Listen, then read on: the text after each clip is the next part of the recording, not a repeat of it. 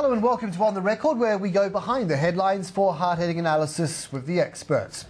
Why is it Jamaicans have succeeded so well in sprinting at the past two Olympics, with Russians dominating women's tennis and South Koreans excelling in women's golf? The reason is how talent is identified and developed, with success simply down to who wants it the most.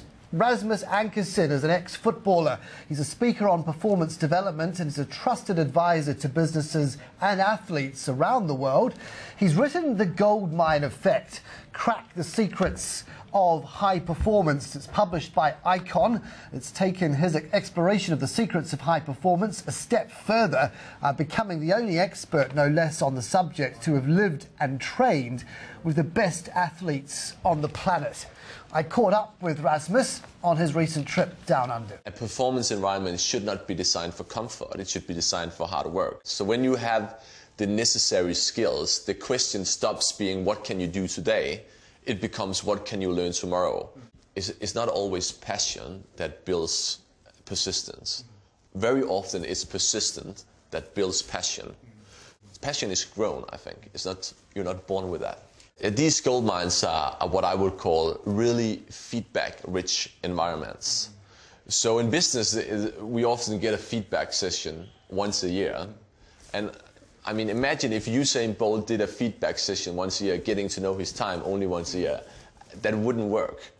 Tell me about those perceived skill sets that are sitting on people's CVs, and when people are looking to fill roles, they habitually just default to those who have already occupied those roles in that known industry. But you would be saying, look, don't be so tunnel vision. Go outside that, go more broadly, and look at the success in other areas as maybe having more application than you think it might in the sector you're in. I was in Kuala Lumpur a few days ago, actually, and doing some research on a guy who runs a service security business, who found his own goldmine in hiring taxi drivers. Because he thinks that the critical factor for a taxi driver is the same as if you're in a service security business. Once you master the mechanical skills driving the car, your success comes down to whether you are willing to go an extra mile for the customer. So he's hiring taxi drivers in KL because he thinks he can transfer that skill to his business. So if you know what you really look for in business as well as in sports, you can find talent in places you never thought it existed.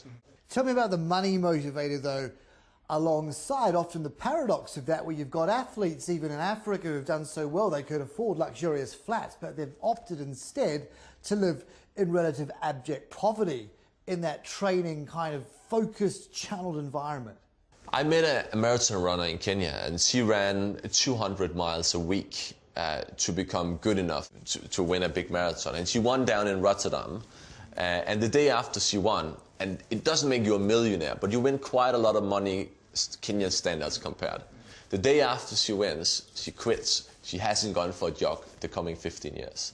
So if money is the only motivator, your motivation is not sustainable. That's why you see in business that sometimes higher incentives can lead to worse performance over time. So you have to find something else.